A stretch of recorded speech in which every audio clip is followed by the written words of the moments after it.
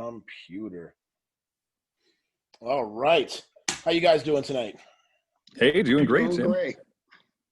Good to see you. Good to see you. Hope some more people jump in. Maybe they will. Maybe they won't. Who knows? But yeah. Anyway, you wanted to talk about cooperative games, huh, Chris? Yeah, I mean, you mentioned this last week, Tim. So I'm reminding you, right? And I've Okay. come prepared with some thoughts about this because I've been stewing it over all week. Okay. So All what right. are they? All right. So are we going to do introduction for everyone, or are we kind of good at this point? Oh, sure. I'm sorry. Yeah, we'll go ahead. There's Dwayne. Go ahead. Introduce yourself, Dwayne. Hi, I'm Dwayne Sherrill. I have a small YouTube channel called Blackboard Gaming, chronicling myself teaching my wife about board games. All right. And Chris?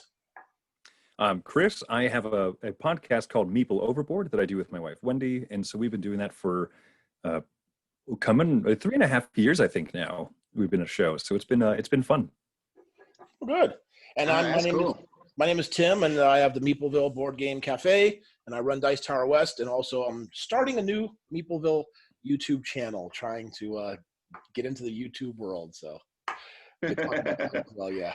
All right, so go ahead, Chris. All right, so last week we talked about cooperative games. Now I made a joke, slightly at your expense, Tim, but it was in very good taste. It was in very good taste. Okay. And I jokingly said, because you've told me before, you're not really wild about cooperative games. But then there's some that you rave about. We were talking, I think, last week about the Crew, the cooperative trick-taking game. Yep.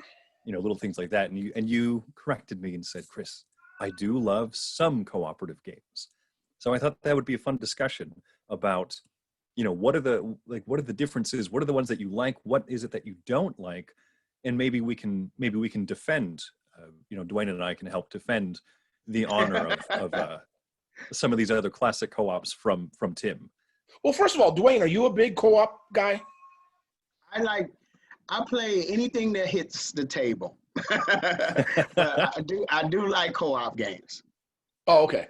Well, so again, my problem, and this is up for discussion, and I've heard several things on both sides, is with the fully cooperative 100% information out there games.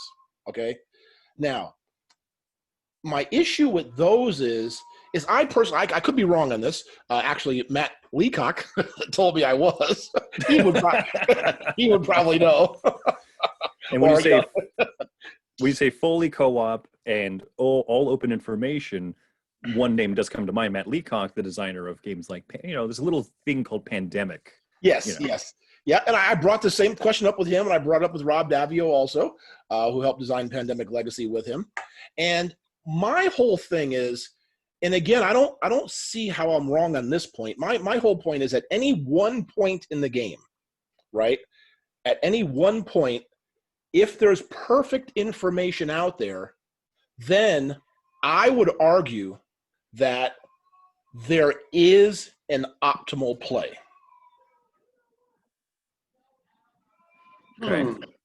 So you're saying that now, what is it that bothers you about the fact that there is an optimal play?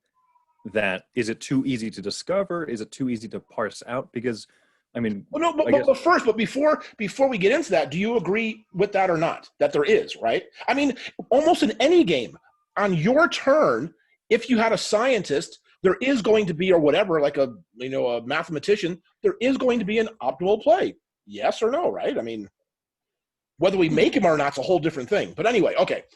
Right. I'll tell you where I'm going. Hello, my wife just came home. Yes. So the reason I have a problem with fully cooperative games is because if that fully optimal play is there, then there's going to be people who are either going to enjoy it or not. Because if there's that person who's just faster than I am, who's a quicker thinker than I am, and they can see the big picture and they know the optimal play and they know the answer, it's not going to be fun for them if I don't do the correct optimal move. And it's not going to be fun for them if they have to hold back and say it. not say it because they don't want to maybe ruin my time. Now, if they do jump in and say, hey, well, here's the optimal move, after they've given me time or whatever, then I'm not going to have fun, and other people might not have fun because that person just happens to figure out the optimal move. So to cut it short, is fully cooperative games with 100% information gives that room for alpha players, which is going to make some people happy, some people unhappy with the game. So you're saying to that in other games, in let's say a competitive game, if we're sitting down and we're playing in Agricola together, there might exist an optimal move, like 100%, this is the right decision you should make at this point, but not everyone's going to, but you're not talking it out. And therefore, whether you do it or not, Tim, you're not infringing on someone else's enjoyment of the game. Is that kind of why you bring that up? Because in a competitive game, I'm sitting there and I can look at, like, say, Agricola, and I'm like, okay, I know exactly what they should do, what they're going to do. And when they don't do it, I'm happy, right? I'm like, they messed up. That's great. They didn't do what they should be doing. I'm going to take it. So, you know what I mean? But so my point is, should that alpha player, should they say something or not if they know the correct move? You know what I mean? And I just think that interjecting that, to me, just upsets the dynamic of the whole game. So those are my thoughts. What do you guys think? Dwayne, you want to take a stab at it? I'm still.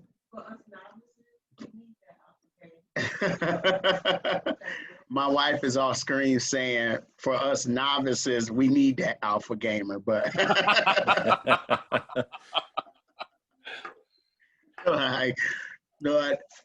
so I think what you're saying has a lot of credibility.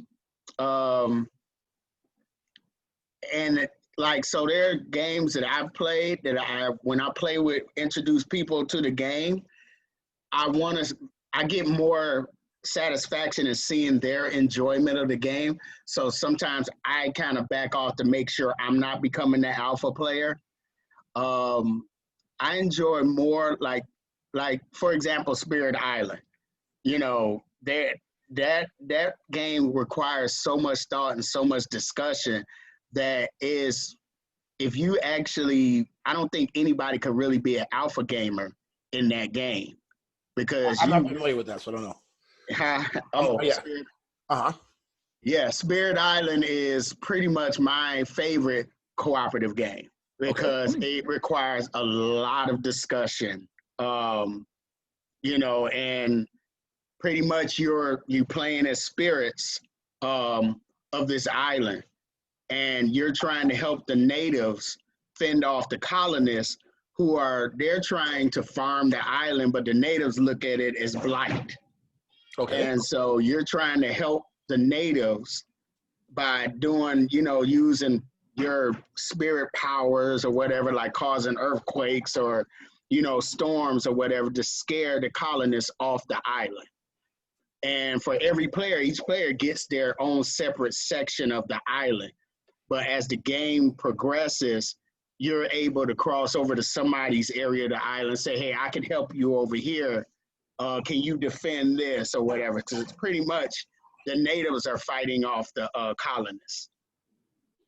So where are the decision makings then so what are the decisions that the group has to come to? Well, you're talking, okay, I'm going to use this power. Like at the beginning of the game, you get a certain amount of energy to use to spend on the cards in your hand. And you like, hey, you're trying to make sure this section of the island doesn't get blighted. And you have a spirit near a person playing another spirit in that area. Your spirit may be good at defense, where their spirit is good at offense. And so you're like, hey, I can defend against what the colonists do to this area, but are you able to destroy them? Can you help me out with this? So it pretty much requires a whole lot of discussion. It's, I think the same thing kind of with, I want to say Robinson Crusoe, But my question, Dwayne, is, are you familiar with this, Chris? Because I don't know the game. I haven't played it. I've not played it, but I mean, it's not too different from in the large scale of things like a pandemic, right? Like Dwayne saying, everyone counsels together. There's that big discussion. There's no, as far as I know, there's no like secret card and everyone picks one at the same time and flips it over. There's nothing. It's all open discussion. Is that right, Dwayne? Yes. Okay, because Dwayne, Okay. that's my one question. I just want to make sure, because like I said, I don't fully understand. But does every player have an asymmetric power that is? Yes. But is that power known to everybody or not? Yes. Yes. Oh, okay. All right. Yes. Everybody knows what everybody's spirit is able to do. Okay. So like I said, you may have a spirit that's a little bit more aggressive in getting rid of the colonists. Whereas I have a spirit whose power is more like defense. You know, I haven't played the game in a while. I've been wanting to play it again because they just released the next expansion. So I'm trying to like recall everything that goes on. But like I said, everybody has asymmetrical powers, and you specialize in this, where another one specializes in this, and they can move the colonists to different sections of the island to avoid getting destroyed, and then move them back. You know, it's an ocean spirit, it's a mountain spirit, it's a forest spirit. You know, it's a great game. So what I'm hearing then is there's still that room open for an alpha player. Oh, there's my cat. Sorry about that. She's going crazy. No, so I think every cooperative game has a room for an alpha player. With cooperative games, though, Dwayne, this is like the point of the whole discussion right here. With 100% visible information, there is. Yes. So with Spirit Island, it's very difficult for someone to be the alpha player in that game, because if you're trying, you know, they always say cooperative games are pretty much a solo game. You know, and in Spirit Island, you can play as 2 spirits. You play as 3 spirits, okay, you're kind of pushing the envelope, because there's so much thought that goes into that game. I would suggest looking it up and checking out other than The Crew, what other cooperative games have you played in Pandemic? Well, for example, The Crew, you just can't be an alpha player because you don't know all the information. Hanabi is the same way. You do not even see your tiles, so you can't be an alpha player.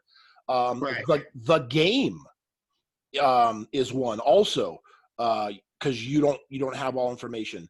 The Mind is another one, because those are the games that I love. I absolutely love those type of games where there just is zero chance for an alpha player because they don't have all the information. Right. Okay. Go ahead, so Chris. So when did I have thought about this? Right? We did an episode of our show a while back on cooperative games. And when we've really thought about it, I think there's kind of like 4-ish categories, right? There's what we call like the Grand Council games, which is, I think what we're talking about a lot when we say cooperative, like your Pandemic and Forbidden Island, right? Okay. Grand Council, open information. If you were, for example, generals sitting around in a war room, right, with a big map in the middle, poking pieces around with sticks and saying, where are we going to move everything? No one's going to have a card in their hand that they're not showing the other generals, right? So that's not how that works. You have the Grand Council. And that's, I think, the most typical kind of cooperative game that existed for a long time. You can limit things, which make it different. So what Tim's talking about is limited information games. So, limited communication is one kind of category. Like The Mind and Hanabi, you can't talk. Like, you can't talk except for like very specific allowed instances. What's in my hand, or another thing you can do is you can limit the amount of time.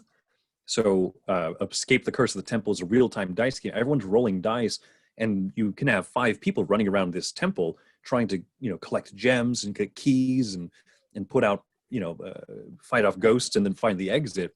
But there's just not enough time to have an alpha player bossing everyone around, because they also have to roll their dice and manage stuff on their own. And then you can have limited information, which I like to think of like Dead of Winter, where everyone has a special objective, which is secret. You can't show it to the other players. You can't tell them what it is, because that information is actually hidden from other people. And so I think, Tim, you tend to favor those other type of cooperative games where there's something hidden or there's some restriction on what you can say to each other. So you have to choose very carefully how much information you can say on your turn, something like that, right? Well, yeah, because for example, the games I can think of that sort of real time off the bat are like Fuse and Magic Maze, right? Those are cooperative real time games. But I've seen plenty of Magic Maze where there is just one person slamming that red thing down on everybody's turn or every move. They pick it up, slam it, because they can just figure it out, right? They can just pre-plan, see ahead, and they know what people are doing. And if people don't do it right away, I see them, they just keep picking it up, slam it in front of you. Your turn, your go. The same thing with Fuse. I've seen, because it's every person has to roll the dice on their turn, right? So I've seen people just, no matter whose turn it is, they're like, oh, okay, wait. Okay, no, you need that over there. You need that. I'll take this if you do that. And they just tell, kind of direct. So, I mean, yes, you're right, Chris. There may be 4 different categories, but at the end of the day, it's either 100% perfect information that everybody has, or there's information that not everybody has, right? That's kind of the defining line. Mm-hmm. So like Dead of Winter, like you're saying, there could be a trader, which is fantastic, because if people are contributing food, you don't know why that person didn't put something in there, maybe, or is it they could say, hey, I just don't have enough or whatever, but you don't know, and you can't really call them out because you just don't know.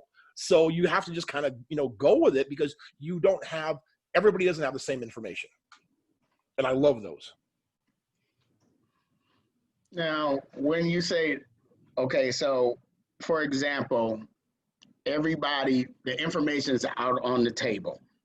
Okay, but would you consider not knowing what's going to happen next as limited information when you're playing the game? Well, you know what, Dwayne, that's an excellent point, because I believe it was Rob Davio, when I was talking to him and I asked him that question, that's what he said. For example, in Pandemic, the point he made up is, yes, you don't know, because like you have to take the same cards that you just visited or whatever, put them on top of the deck. So yes, the variability, I don't even know if the right word is. That's the word, yeah. Yeah, you got it. Okay, thank you. Chocolate up for me. I said it right. Yes, so you're absolutely right, Dwayne. You're not quite sure what's coming, right? So nobody knows that aspect, but still, that's what I mean. Nobody knows. So it's just at that moment, with the information provided, everybody has the same exact information. And if you were to plug it in a computer, there is an optimal play. I believe. I've been told I'm kind of wrong. I could be wrong, but I just still believe that there would be a correct play. I could agree with that. I think that if you were to really have a supercomputer say, you said, hey, we're playing Pandemic, we're going to flip over 2 cards. There's 3 cards in the deck on the top that we know what they are. It might be, A, B, or C city. If you were to plug all that information, right, and say, oh no, how many cubes might come out, this, that, and the other, right? Mm-hmm. You could probably do a risk probability calculation or something like that. And so I get that point. But I still really enjoy those fully cooperative open information games, the Grand Council type. Ultimately, I think a lot of people say it comes down to who you're playing with. Wendy and I have played them for years now. Our first one was Forbidden Island, and we loved it because who knew that board games could do that? Right. And so, and maybe that has something to do with some of the nostalgia of when you have that really good couple first experiences, because I don't know, we communicate well. We don't boss each other around, right? When you play cooperative games with a lot of people around the same level of familiarity with you, I think there tends to be less of that alpha player or the quarterback, because why would I listen to John? He's loud, but he might be wrong. Right, but here's another point, because I just heard Tom say this the other day on a video or something, and I've heard other people say this then, and I forgot which game he was reviewing, but he said that if the game is, you know how people say, well, then pick a group of better friends. Now, if that's the problem with the game, then isn't there a problem with the game? Like, if you know what I'm saying? Like, Well, if you're playing a trick-taking game and you're at the table with some people who just don't get it and just don't like it and don't have fun, how likely are you to pull out more trick-taking games with that group of people? no, true. Right. Yeah, that's my thoughts. Yeah, and also, Dwayne, no, good. Dwayne, I think I might have cut you off. I'm sorry. Oh, no, that's okay. Well, I think with the cooperative games that are coming out now, like the early cooperative games, I can see where that will be an issue, like the Forbidden Island. Like Forbidden Island, I love Forbidden Island. And I taught my wife Forbidden Island. She loves it. And then whenever we're introducing it to people, I would say, okay, be careful not to start telling everybody what to do, Right, because we want them to get the enjoyment.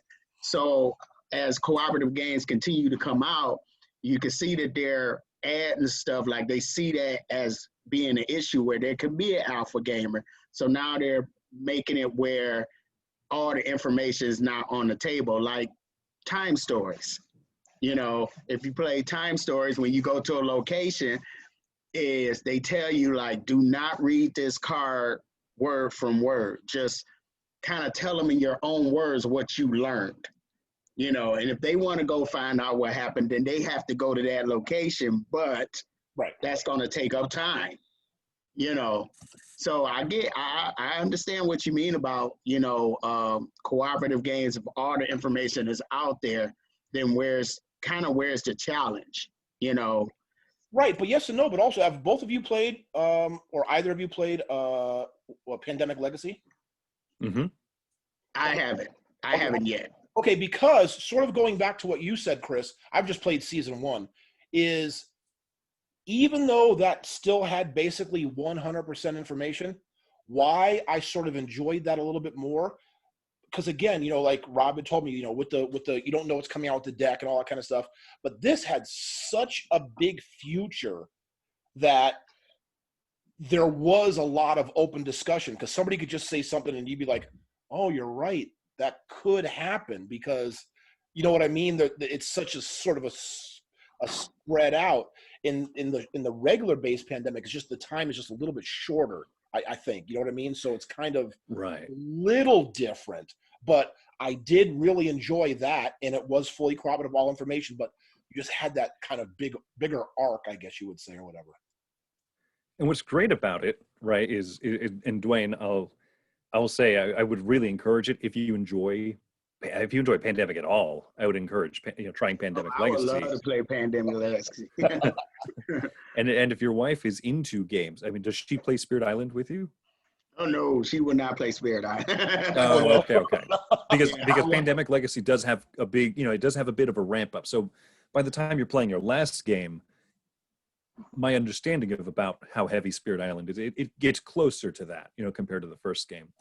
But what Tim's saying is, it's so nice. It's really refreshing because, sometimes you're playing a game of Pandemic or Forbidden Island, you say, I'm fine if that tile sinks into the ocean. I don't care about it. You will care about it in Pandemic Legacy. You don't want a city to just get ruined.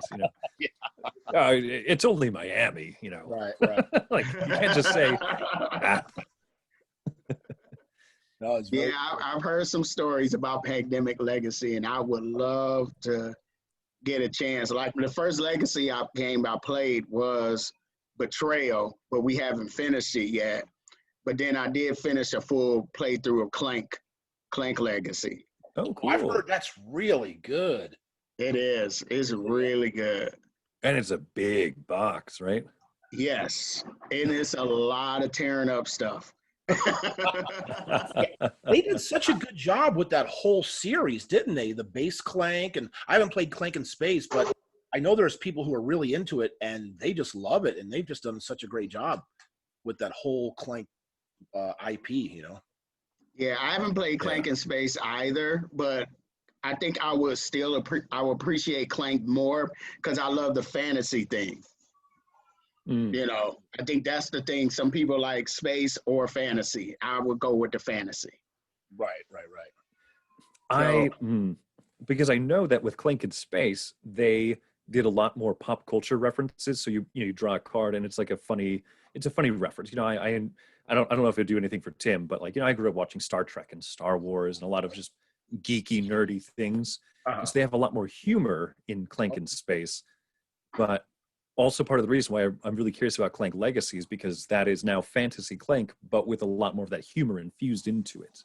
right. So, And you said Right. how far, you said you didn't finish Clank Legacy, Dwayne? Oh, no, we finished it. Oh, you did? And how many, Yeah, was we it the finished it. same group the whole time? Same group. We did, we were playing, we had did like 4 sessions before the pandemic hit. And then actually we did 6. And then after the pandemic, you know, I say about in June, we picked it back up. We went to a friend's house, we practiced, you know, had the mask on, sanitizer, and we finished the campaign. Oh, nice. Nice. Yeah, that's another one I want to get into.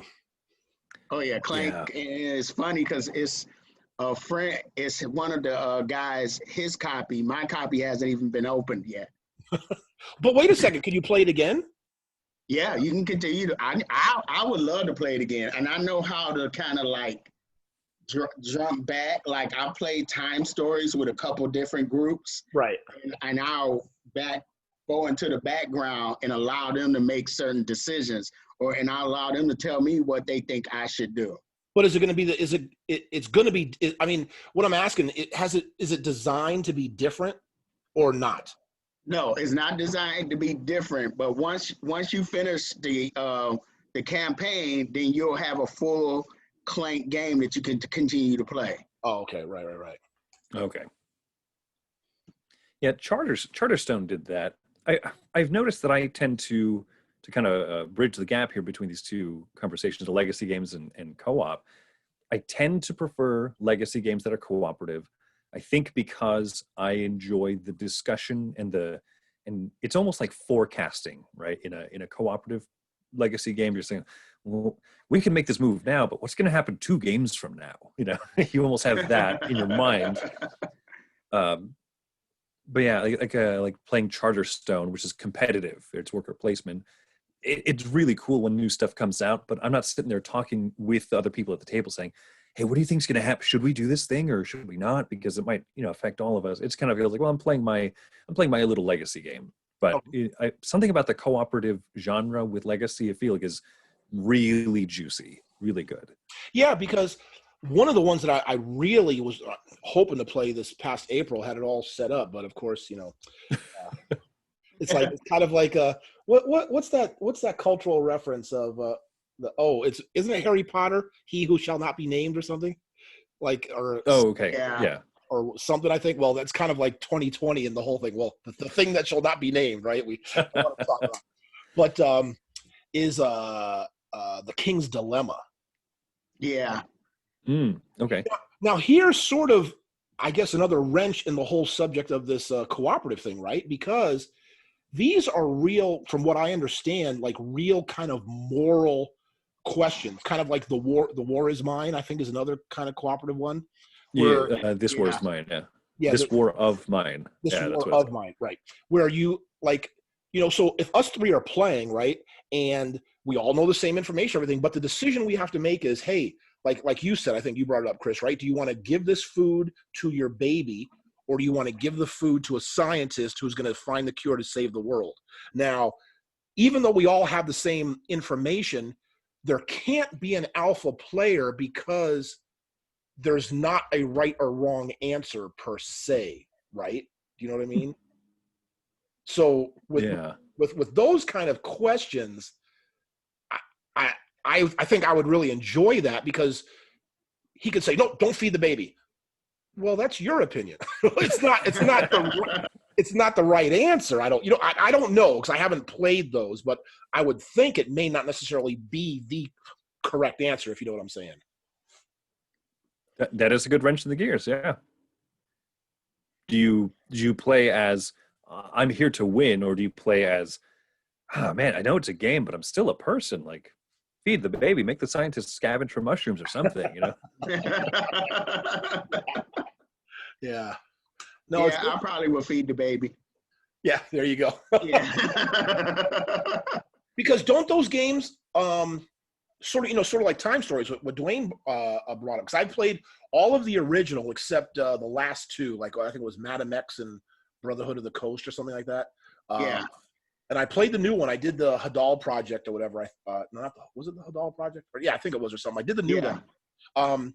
But those almost had different paths. So again, with a fully cooperative game, there just because there isn't a correct decision because the outcome can be variable, right? In essence, right? Maybe. Yeah, the outcome is like it's you choose your own adventure, so you say, well, I'm gonna ask this guy about what happened. And of course the guy decides to attack you, and then of course, like I said, of course, when I play it again with a different group, I try to make sure I go to other spots that I didn't go to the first time and say, yeah, you can go over and talk to him, but he's saying he needs some. Right. What do you want to do? I try to stay in the background, and I get what you mean about open information. I think what you said is right. And I don't know. I don't know what else to say. So I'm sorry, I'm kind of like stuttering, but I've got a question. Dwayne, you bring up a really interesting point, right? Because you said that you can have a lot of fun kind of almost running a game of Time Stories where you're contributing, but you're letting people make decisions, even if it's the wrong decision. Go talk. Yeah, you want to talk with that guy? Fine. He'll beat you up for 5 dice rolls or whatever. Tim, would you have fun kind of doing that, like running a game, so to speak, so that you could have 3 new people sitting around playing Time Stories, or would you rather say, I'll just teach you and I'll go do my own thing afterwards? No, I would have fun, like, depending on the people that I'm playing with, like to see their reaction. Like, like I said, I don't mind standing back and seeing. It's kind of like watching somebody experience, like me being a chef. You go to a restaurant, you've eaten at this restaurant so many times, you know how good the food is. And then you take somebody there, they had never been there, and then you watch them experience that, and you're able to and get your enjoyment from that. So Tim, same question then. I mean, I don't know. It's tough. I mean, I think I would. I mean, if my intent was to teach these people to make them have a good time, yeah, I'm sure I could do it. I don't know if it'd be like my first choice. You know what I mean? If I'd want to do that, because of course I don't want to be playing. You know what I mean? But yeah, it might be kind of nice. And to be honest with you, like I don't know whether it's my age or what, but my memory's not getting that good anyway. Like I could probably play the first Time Stories right now and really have no idea. So you played it, Dwayne. Have you played it, Chris? I've played half of the first scenario. Okay, I can bring this up then. Did you get to the guy with the umbrella? Yes. Okay, that's the only thing I remember. Everybody talks about it. That's the same thing. So yeah. Other than that, I don't remember anything else. So the reason I bring this up is because I think in a lot of ways that Dwayne and my enjoyment of these fully cooperative games, full information cooperative game, like if we play Pandemic with someone for the first time and they say, let's go to Karachi and wipe out some cubes there. And I might look, Dwayne and I might be experienced enough to say, that's not the choice that I would make. But it's kind of that same hands-off role of, on these people's turn, I'm going to let them make a decision. And then on my turn, I'll try and do, best I can. And I enjoy that, kind of like sitting back and letting someone play through Time Stories for the first time. They say, should we do A or B with the guy with the umbrella? And I say, your choice. Let's see what happens, And so that's how I view playing cooperative games, where I'm potentially the alpha, but I still have fun watching them, as Dwayne so really nicely said it, like sitting down at a new restaurant, trying food for the first time and seeing them kind of get that spark. Right. Oh, no, absolutely. I mean, it's just not my preferred choice of games to play for the mechanic, just the fully. Sure. So, yeah. Yeah, I get it. You know, now I do have like I said, my wife loves cooperative games, but there are cooperative games that, and I'm actually thinking about doing a video about it. Like these are cooperative games my wife's not going to play. Right. Okay. So what makes the difference then? Well, whether it be the theme or whether it be the amount of thought, like Spirit Island, she's not crazy about the theme, but also it's so much like Spirit Island is a heavier a cooperative game. So I'm not going to have her. I think the heaviest cooperative game we played is Atlantis Rising. You know, I haven't gotten to try that one. Oh, I have. Yeah, it's really good. Okay. But she won't play Dead Man Tell No Tales because she says pirates are the carjackers of the sea. So, you know. Unless they called themselves privateers, right? Yeah, that's true. They got so I love pirates. So I know she's not going to play that. She's not going to play Time Stories because, you know, like the first scenario in Time Stories, the asylum, that's not her thing. Okay. So when introducing her to a game, I have to be real aware of, will she like this, or will, you know, like I had to pay attention to that. That goes back to know your wife, you know. Of course. Yeah. So, but it's a lot of cooperative games that I will play, like Mysteria. I love Mysteria. She's not gonna play Mysteria. Oh, okay, no? So she doesn't like that like more of the spooky realm, or? Yeah, spooky realm, horror realm, you know, spirits. She's not. That's not her thing. Okay. She's a Sunday school teacher. But here's the thing, Dwayne. Going back to this cooperative situation, that's a good game to bring up for this discussion, because again, that's a little bit different, Mysterium, right? Because, well, no, I guess it isn't different, right? Because even though it's fully cooperative, there is hidden information. I was going to say the people who aren't the ghosts, right? Like the ghost knows what it is, but the psychics don't. But all the psychics are working together. They have 100% information with what they have, but still it's a matter of opinion. Well, I think the ghost is telling me it's that person, but there's nothing definitive to be the right answer, right? Yeah. And then you're like, well, I think you're wrong. Right. You know? Yeah. So, but again, there is that, you know, not 100% perfect, because, you know, behind the screen, the ghost knows something that the rest of the people don't. Right. You know, so I enjoy, again, I like those type of games. Absolutely. That mechanic. I got you. I love that in Mysterium, because the ghost is listening to everyone's thought processes. You know, the ghost can kind of listen in and say, oh, this person is like really cueing in on like a particular part of the clue. Like they notice that there's a lot of red in this clue. They're like really leaning towards the baker who's wearing this red scarf or something like that, right? Yeah. And they say, oh, there's a lot of, and then some idiot at the table tells them, you know, it probably actually means this thing over here. That's right. And they go wrong. So as the ghost, you're like, I know. So you hand them next turn, you give them 5 red cards, as red as possible. And, you know, that's your ghost way of saying, like, red, you were on the right track, you know? Yeah. And then there are that makes it. Oh, go ahead, Chris. I was just, it makes it fun that clue giver is a living person. It's not just a computer program, because that living person is hearing it, and that's part of the cooperation of it. Yes. Sorry, you were saying too. No, I was just going to say, like Dwayne, like he was talking about, his wife doesn't like the games for a certain theme.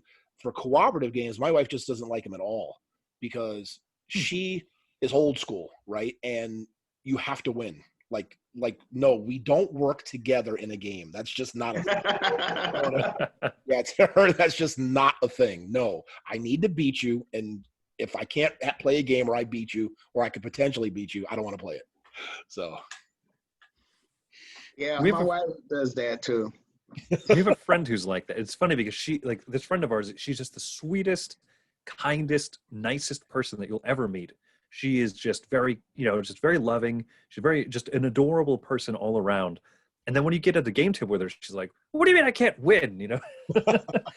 No, I need to be able to, and it's awesome that what it brings, like playing a game brings out of some people. Yes, no, absolutely. Yeah, it really does.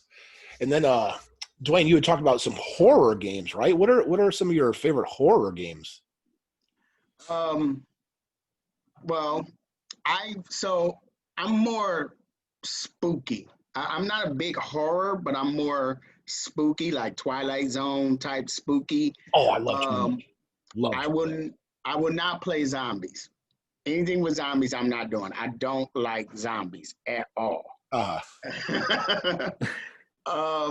would say my favorite Mysterium, but then I have you ever heard of a game called The Faceless? No. So I kickstarted it, and it's pretty much like Stranger Things, the board game, where you play as kids and you're trying to go find your friend in the upside down world. But the components are magnets. So you have the board with your friends, like friends that have, like kids that have been dead down in the upside down world, and they have like magnets connected to them, and then you move them around the board, and it dictates where your piece is, like a what do they call the piece? The compass that's attracted to the magnet. That's how you move across the board. Okay. And you're trying to collect all your friends' memories, and that's the only way you can win. But you lose because there's this big miniature called the Billy Goat, and he's like the creature that rules the upside down world, and he's looking for you. So, I kickstarted, and it's a really nice, and it's actually a gateway game. Oh, okay. It's very simple mechanics, Okay. So, but other than that, I mean, I don't get into Cthulhu or whatever. I have played Betrayal. I like some of the scenarios in Betrayal, but I don't get into deep horror. Yeah, I wonder if, like, has either of you been scared from a game? Like when we're talking horror, I mean, has any game? No, because I'm trying to think. I mean, I know the themes and everything, but nothing, is like really scary, like to me at least. I mean, I don't know. I thought I played Nyctophobia. Have you guys tried that? I have not. No, it sounds great though. Yeah, what that is, I haven't tried it. you put on these black glasses where you can't see, and you got to feel and try to find your way, because the moderator or whatever you call it is putting up walls, and you want to try to rescue things. So that's got that spooky kind of eerie thing, but it's just, it is what it is. But yeah, as far as spooky, I don't know if I know any ones. So the game that unsettled Wendy and I the most was actually the Time Stories, that first scenario, because and I'm sure that there's plenty of board games that take place in an asylum, right, in a mental health institution around the turn of the century, when mental health institutions were not nice places to be. Right. There was a lot of mistreatment. There was a lot of there were just plenty of issues in the way that patients were handled and who they felt like needed to be there. And so you just have innocent people who are in this very unhealthy, unsanitary place. And so playing that, actually, like, we played half of it. Wendy and I were having a lot of fun. We took a picture of it because we were actually playing it at Meepleville, your board game cafe. So we got through a chunk of it. We took a picture on our phones and said, okay, we'll set it back up next time. And then afterwards on the drive home, Wendy and I were talking about it, and Wendy was like, it was unsettling. She has, because she has worked with people with mental disabilities. She's worked at in Las Vegas. We have a place called Opportunity Village, which is where they do so much for adults who have different different levels of functionality, and it's a really good charity organization. And so, having worked with so many of those people, some of whom are very difficult to work with, she's a slightly shorter, smaller, lady, and so she's not able to just be as big intimidating and help certain people who are a little rougher, into plays, whatever. So it is intimidating being a smaller female working in that situation.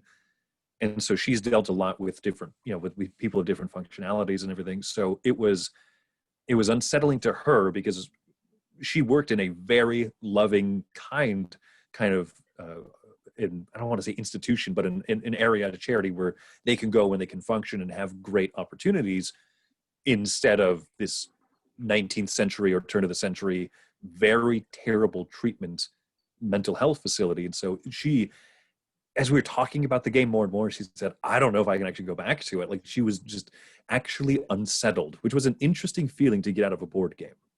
Because I would say none other has done that for us.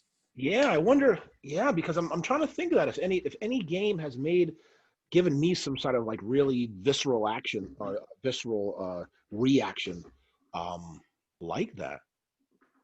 Well, there one game that I never even played, but when I read, what it's about and what you can do in the game and some of the art in the game, that unsettled me. And that game was, I think it's called Abomination: Heir of Frankenstein. Oh yeah, okay, yeah. Uh-huh. Yeah. Yeah, and I saw some of the art, like you're collecting body parts, and there's a time where you can actually have to go into the alley and murder somebody in order to get the body part. And I was like, yeah. No. I mean, I'm usually up to playing a lot of stuff, but that was one game I was like, no, I'm good. I played it. A friend of mine was really into the game, and yeah, it's one of those situations where everyone has a different level of comfort, and it's a game about cubes, is what it is, right? Collect some bones and they're white cubes. Let's collect some blood and they're red cubes. But yeah, playing it, I did get a little bit of that, like, my stomach feels just a teensy bit queasy, as I'm going to take my worker to this spot to go, you can dig in the grave, you can dig up graves to get body parts to make a Frankenstein monster, or you can go to the hospital and bribe them and say, can I have some of the recently deceased, please? Or you can go to the back alley and actually just off somebody. And I don't handle medical stuff great. Right, but let me ask you something, Chris. When you say like, and you kind of interjected cubes in there, right? And you brought that up, for this game that Dwayne mentioned, and you played it. Is it pasted on or not? Or do you really feel like? Because I'm just interested because you brought up cubes, and I was going like, oh, it's just, I thought you were going to get to where it's just pasted on, but you're saying it sort of isn't also that it's really real. I mean, it's obviously abstracted into this little worker placement game, and it could have a different theme, I suppose, but it really dives into the theme, right? That you need to get, if you want to build more advanced body parts for your Frankenstein monster, you need fresher components, and blood goes bad pretty quickly. So you have to go murder someone if you want lots of blood resource. You can't just go dig up a 70-year-old grave and expect to find blood. And so there were weird little decisions like that, kind of like Dwayne said, like, okay, let's play this game, my friend, So you wouldn't play that at all, Dwayne? You wouldn't even bring it to the table? No? No, not at all. No. Yeah, I'm trying to think. I mean, I know there's like, there's some pretty like, what's that one game that somebody made a game out of putting people on a train to like a concentration camp or something, right? Yeah, it was kind of like an art exhibit, or like it was kind of like a mix of an exhibit that was a little bit gamified, and you didn't know what you were doing for the first half of it. Oh, I see. Okay. You're just trying to say, like, how efficiently can we put yellow sticks into this container? And then, like, it looked like a little model train type of thing. And then partway through the game, it just kind of gets revealed, like, well, what you're doing is you're in Germany in the late 1930s. So but wait a second, So since you know about this, was this first and foremost an art exhibit? I mean, what was the point of this then, Chris? Like you said, Yeah, it's not like a published board game or something. It was something that people could go to and kind of experience. They say, "Hey, want to play the train game?" or something like that. And I don't know if it was a research study, if it was just kind of like a interactive art exhibit, so to speak, where people are like, yeah, I don't know what the game mechanism were, rolling dice or doing something, trying to get the most little yellow people into a train. And then partway through the game, people were told, hey, this is the role that you're playing. This is where the train is going to. And it was just to kind of let people have that experience of saying, like, do we keep playing this game? We started it. Do we finish the game? I'm uncomfortable with it. Do we just walk away? You know, it was just kind of that type of a thing to let people experience a weird feeling, a weird revelation, and realize what they're doing. What do you do in that situation? right. I mean, I'd be interested. Like, yeah, I mean, I definitely couldn't play a game like that knowing ahead of time, but Right. I'd be real interested to see what, like, the whole purpose, what they were trying to do, what the studies were, what the results were. I'd really like to know what they were trying to get out of the human nature, what they were trying to discover from that. It'd be kind of interesting to see. Right. Because even like I've had some people, black people say that they wouldn't play Freedom, the Underground Railroad game. And again, that kind of begs a question. I mean, it's not like that time didn't exist. I mean, we all know it did. And I've never played the game, so I can't really speak on it. But from the theme alone, people told me they wouldn't play. They never tried it. Have either of you played that game?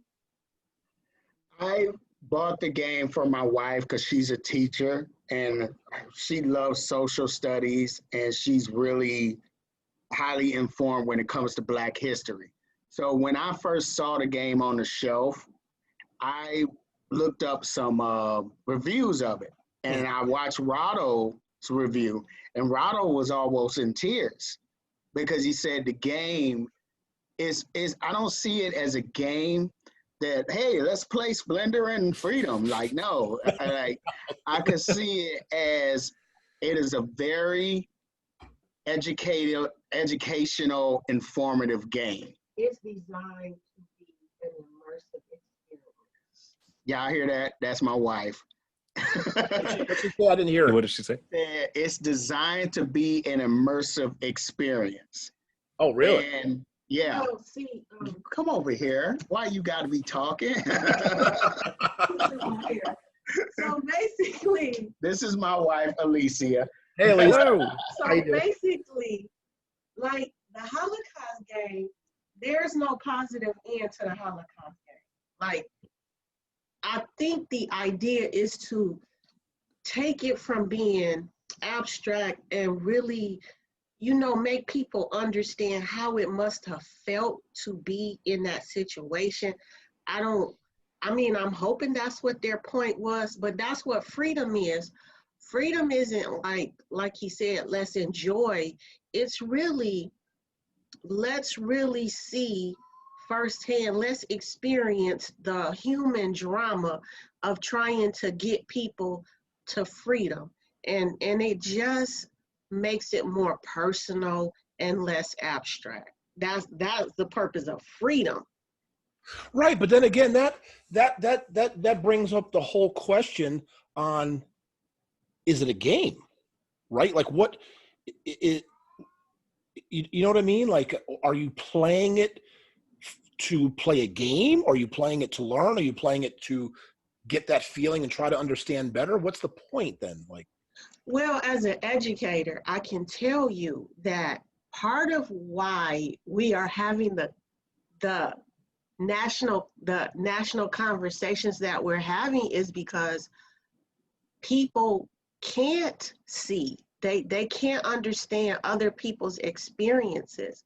So it's designed to educate, but educate in a more 3D way than just reading a book can, because young people don't always have a frame of reference that older people have. So it's just a a more engaging way to make them care about the topic and see what's at stake. Yeah, but okay, so do you know if it has a age minimum? Like, is it appropriate for a certain age or not? It is. It's to me, it's not appropriate. Like, you could teach the Underground Railroad to elementary kids, but I wouldn't do Freedom with elementary kids. Okay, right. I would do Freedom with middle school kids.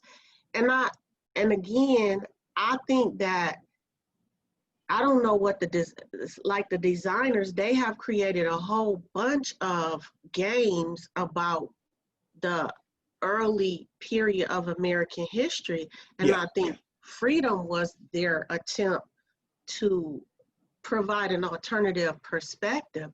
I think in the right person's hands, Freedom would be a valuable tool, because I think it actually can create understanding and compassion for the theme, for the topic. All right, Alicia, you made it get on my list. Because again, it's one of those kind of games I've had at Meepleville since day one. It's been on the shelf. I've never been inclined to take it out for any reason, but I think I may now. I mean, I think I'd really like to play it. Yeah, I mean, it's to take a look at it, and like I said, I don't see it like, if you're trying to show your children or your, nieces and nephews or a class, and it has a lot of accurate history.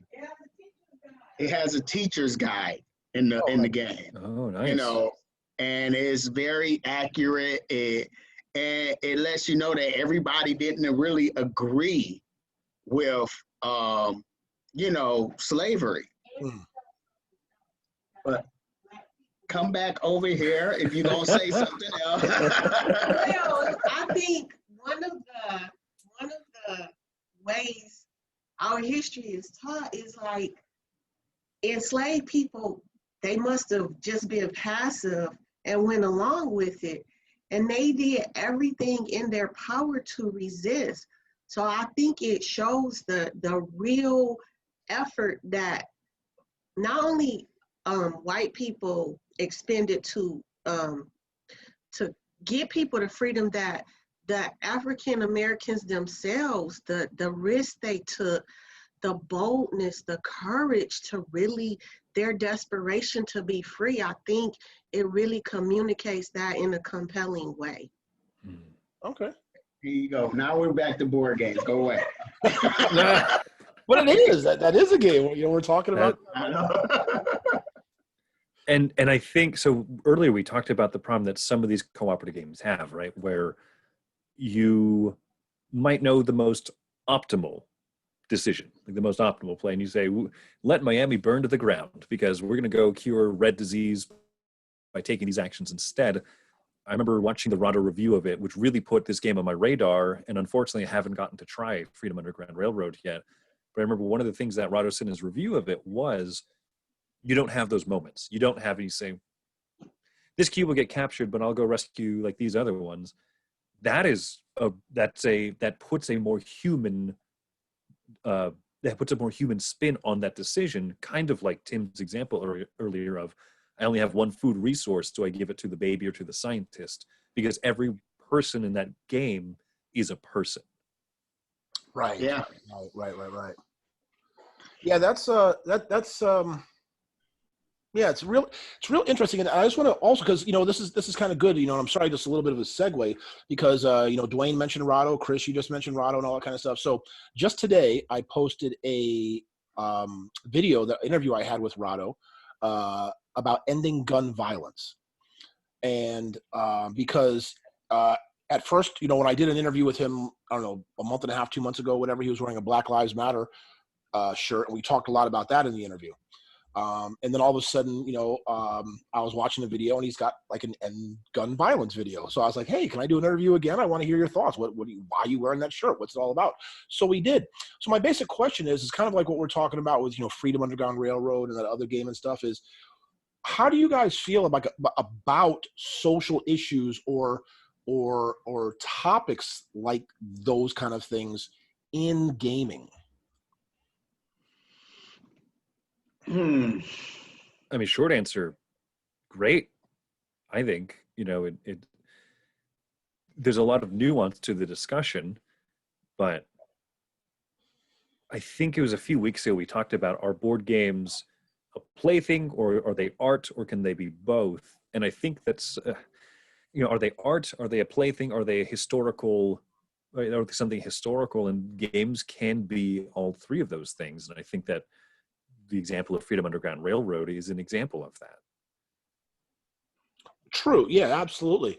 But again, it comes back to that thing where, you know, and again, this is just a matter of all people's opinions, different people's thoughts about what they, I guess, what they want to get out of a game, right? Because when you play a game like we're talking about, like this War of Mine or the King's Dilemma or certain things, like, do you really want to make those decisions? Or even Freedom Underground Railroad? Yeah, it may be historical, it may be accurate, you may learn something, but is that what you want for your gaming experience? I mean, I think it's got to be a decision before you sit down and play, right? Exactly. Exactly that, and that's why if you're looking at Freedom as a game where we're relaxing, we're drinking wine or whatever, you know, I don't think that's the game, Right. you know, at all. But if you're looking for it as an interactive experience, you know, like, hey, this is what really happened. You know, like there's another cooperative game of, you ever heard of a game called Police Precinct? Oh yeah, yeah, Yeah. You know, and that pretty much, from what I hear, I think Tom Bassel said it, that they actually use that to train actual police. They play that game, Oh really? you know, as an activity, you know. If I can remember correctly, I had to go back and look at it. But yeah, and you know, when I saw the game, I immediately pulled up a review for it, and it was Tom Vaso, and he talked about it. He says it's a really, really great cooperative game. So they had one on the shelf, and I ended up buying it, you know. And I played it a couple of times because a friend of mine owns it, and I can see it really shows like what a police officer has to deal with, you know, when it comes to patrolling the city. So with that said, like I said, it's, you know, a game can be an activity where you're trying to train, you're trying to educate, like, hey, this is what we have to deal with. But then other games, they fall under like, hey, we're just here to have fun. Right. You know, let's have fun. And Chris, you need to come up with, you had the 4 levels of cooperative game. Now you got to come up with some levels of reason for game. Yeah, I guess so. I mean, and it is cool if games can teach a point, you know, and it's fantastic with me. We, a few years back, we got this review copy of a game that never succeeded in its Kickstarter, which really saddened me, actually. It was called The Candy Bomber. Okay. And it's a novel story. It's very fun. It's a true story that happened after World War II. So during the start of the Cold War, the Germany was split, right, East-West Germany, and then Berlin was split, East-West Berlin. And public education clearly failed me, because I never realized that the thing about Berlin is that it's not on that dividing line between East and West Germany during the Cold War. Berlin is all the way in the middle of East Germany. Yes. Yeah. I am a fairly intelligent, well-educated person, But did not know. I didn't know that at all, right? That was not something that I could do. And so I'm playing this board game. It's a really great prototype, and it's a cooperative game. It's basically Pandemic with airplanes, because what you're doing is you're trying to fly food supplies across to Berlin. Okay. Right?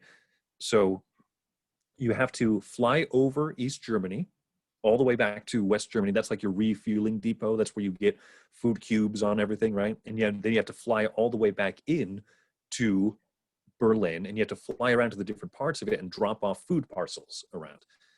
But the reason it's called Operation Candy Bomber is because one of the pilots who was doing these runs, East Germany allowed Allied aircraft to fly specifically for that one purpose, fly over their airspace to go drop off food in Berlin, thinking that that would basically starve out the West Berliners and make them want to reject and fly and flee over to East Germany, basically.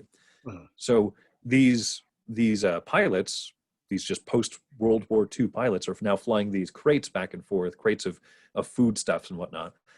And there were a bunch of kids who would always come and watch the airplanes land, because every kid loves watching airplanes land, right? So one of the pilots started to tie Hershey bars and chocolate bars and stuff. He would tie them to these little handmade parachutes. And so as he came in, closer to the airport, he would start dropping them out of the cockpit window. And so he became called the Candy Bomber, because he thought, these kids are having some of the worst childhoods possible. Right. They're just having a terrible time. So he became known affectionately as the Candy Bomber. And he would drop these chocolate bars and stuff out, and the kids would run over to them and grab them as they parachuted down to the ground.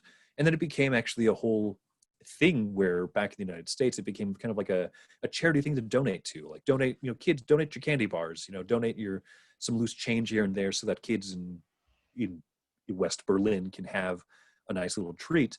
And it was a really amazing, it was a good game. It was like a slightly pandemic weight game. Make sure there's cubes everywhere, no one starves, right? But it was a really great learning experience where this little bit of history, a small little obscure bit of history, kind of came to life in a way better than you said, than just reading it in a book and saying, "Oh, that's a cute story." I was the Candy Bomber, Right. chocolate bars around. Yeah, because for example, Twilight Struggle is the same way. Is you can definitely learn because it's so historically accurate with the Cold War, and you can really, really learn. So yeah, I mean, I guess there's, and I guess back in the day, right, those 3M Avalon Hill games, a lot of those, that's really what they were all about, is true history and war and politics and economy and stuff like that. So yeah, not a realm of gaming that I've ventured into. So I know the hot game that's out now is Watergate, and everybody's been talking about that game, and it's an educational game, but I think we just have to be careful about the subject matter, pretty much. Like say if they have a game about the Holocaust, for certain people they're like, oh, okay, but for somebody that experienced that, they're like, that's a little touchy for me. Right. No, absolutely. But like you're saying, Dwayne, so Watergate's a kind of a good example, because if you just read the cards and the book and the pamphlets, yes, they're the actual figures. It's interesting to see, the web of deceit, as they say, connecting this, connecting that, finding that. I love the asymmetric play. It's a great game. However, unlike and why at initially I sort of just disregarded Watergate. I mean, it's a good game, but I was hoping for a Twilight Struggle-like game where I would actually learn as I'm playing. Because to me, when I play Watergate, I don't really know or care who the characters are or what they do. Yeah. It's you know what I mean? It's not necessary sort of for the game. It's kind of, it could have been anything pasted on that, I feel. I just wanted it to be a little bit more where you definitely learned as you were making a move and kind of thing. So I got you. yeah. Have either of you tried Black Orchestra? Yes. About killing Hitler. Oh, I haven't. When it first came out, about 3 years ago, it's been around 4 years ago almost. Because I remember I used to play at Meepleville with Adam. We played a couple times, right when he was working there at the very beginning.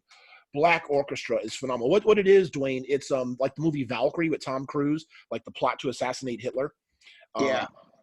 And it's Valkyrie the board game is what it is this whole plot to assassinate Hitler. Yeah, and talk about historically accurate, right, Chris? Because it goes through the years of the war. So if you want to go do something or try to assassinate Hitler, if I can remember correctly, it depends on what era, because you may not be able to reach it, right? Or you certain areas or something like that. The map, so the map where you can go to expands and contracts with Germany's progress during the war. The first couple of rounds they're expanding, and then the last few rounds, obviously, it's caving in a little bit. So yeah, it limits you depending on the time factor. There's event cards that are just really, really impressive. The amount of research that went into it. Every character sheet. Like every time before I played it, I just, most games you can play Twilight Imperium, you can flip over your sheet and say, oh, the Twilight Empire, some of the early rulers of the Nyctophobia quadrant of the galaxy. It's fine. But reading your character sheets and everything in Black Orchestra, because many of them were high-ranking German officials in the army or the intelligence division, or even just political figures like civilians, reading their stories was very interesting. Yes, but see, that's what I'm kind of saying, like, as opposed to Watergate, and I could be wrong. It's been a while since I played Black Orchestra, but I remember that yes, like, I was learning as I was playing. Oh, this guy had a certain ability, or his position allowed us to do this or we can go there. Like, you were really kind of learning. Yeah, and again, that goes like to another thing, kind of what Dwayne mentioned. You gotta. It depends on the subject matter, right? So you're assassinating Hitler, and it's just what it is. I mean, it's a true historical thing, but of course, Right. an evil person and all that kind of stuff. But then again, what happens when there's the game like Secret Hitler, right? Is that something that people should or should not play? Because that has zero to do sort of historically or whatever. I think it's more of a push button phrase because these millennials whatever think it's cool. I mean, I don't know, you know what I mean? But what do you guys think about that as opposed to like Black Orchestra, right? When this is an actual event that's you're playing a game, you're learning, you're recreating, or just a game with the name Hitler on it for giggles and stuff. Yeah, I say, that's a game I haven't played. I don't know that much about it, but I get where sometimes we have to be careful about,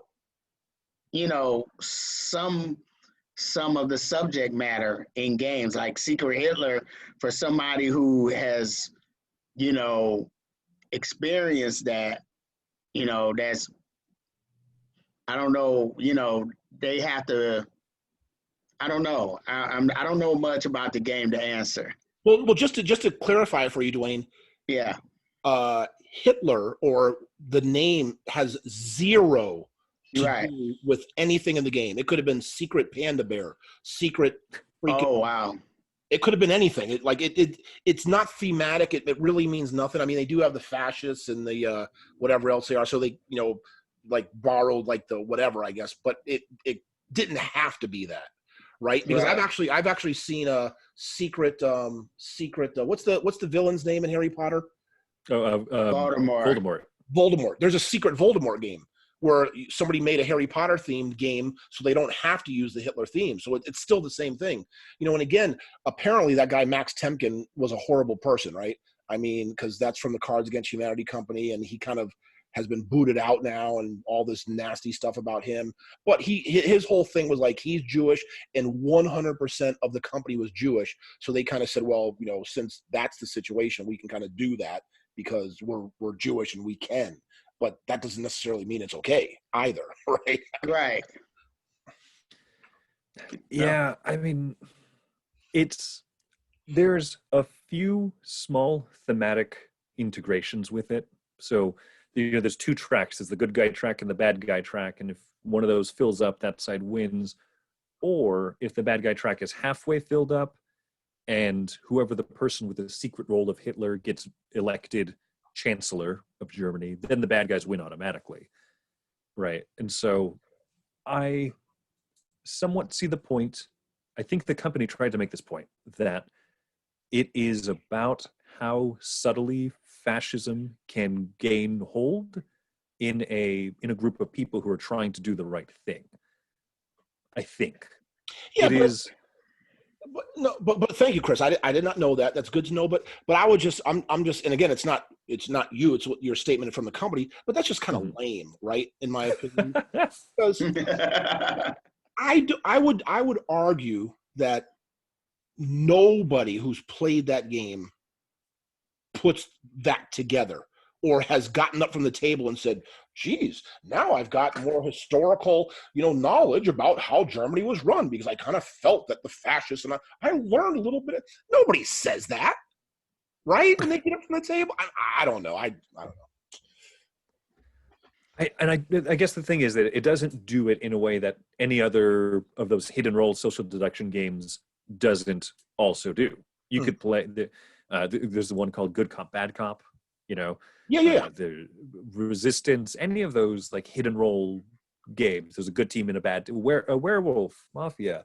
I think all of that, I mean, whether you like the games or not, they are actually really good case studies in like mob mentality and Absolutely. so there's some cool points that come up from it.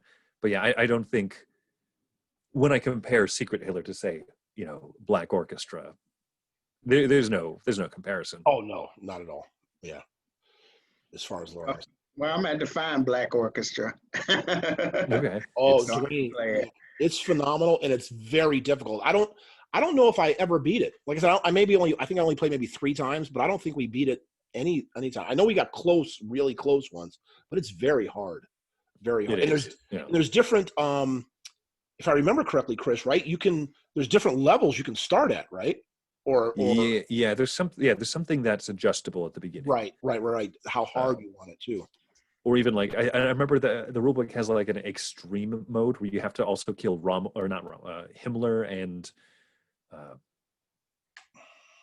you have to pull off 3 assassinations, which Timm is right. Like pulling off 1 is hard enough. Yeah. So I don't know who says, let's make this 3 times as hard, please. Yeah. Oh no. So Dwayne, games please. that I like, like you were saying, games where you play where you actually learn something.